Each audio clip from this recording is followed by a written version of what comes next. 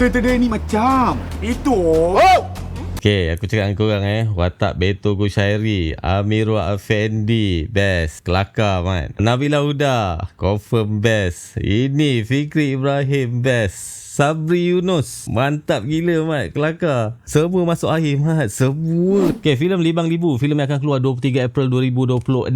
Filem ni dibarisi ramai pelakon-pelakon hebat. Dan filem ni diarahkan oleh Bobby Husaini, seorang pengarah yang banyak menghasilkan drama-drama raya, iklan-iklan raya. So filem ni mengisahkan tentang satu tim produksi filem pergi ke satu kampung kat Perak untuk shoot filem, dan diorang bawa sekali seorang star lah, pelakon hebat untuk filem diorang. Dan lokasi penggambaran untuk filem tu adalah dekat satu rumah kampung yang dimiliki oleh seorang pakcik ni. Dan pakcik ni dia plan nak kahwin lagi seminggu, dan bermula daripada sinilah banyak konflik-konflik yang melucukan, dan banyak identiti daripada karakter-karakter dalam filem ni yang korang akan kenal. Dan ada identiti yang mungkin korang tak sangka itu identiti sebenar karakter tu. So aku pergi gala premier untuk filem Libang Libu ni malam tadi. Apa yang aku boleh cakap, filem ni memang berdekah amat. Memang kelakar gila. Dan sebenarnya bila aku tengok line up filem ni, ramai pelakon-pelakon hebat man. Amirul Afendi, Beto Kushairi, Zairil Azim, Sabri Yunus, Fikri Ibrahim, Azhar Rani. Ramai amat sebenarnya. Aku nak sebut satu memang tak habis lah video aku ni. Dan aku risau bila line up ni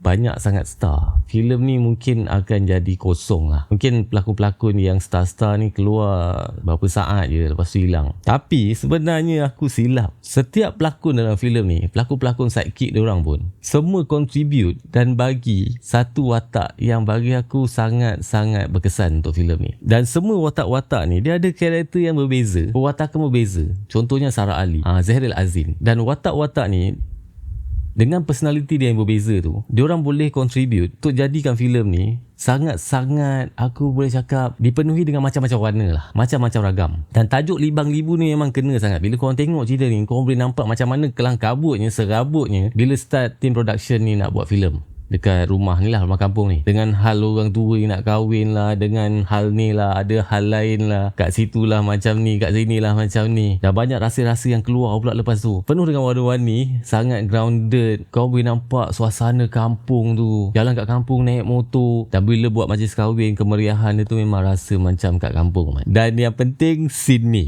Kamu nak tahu? Tahu apa? Kamu nak tahu ke tidak? Yalah, nak tahu apa? Hey, Yop tanya kamu elok ni. Yang ni, ini bagi aku paling epic. Kalau kau nak tahu, kau tengok sendiri. Cerita Libang Libu yang akan keluar dekat program bermula 23 April 2026, dibarisi dengan pelakon-pelakon hebat. Dan cerita ni juga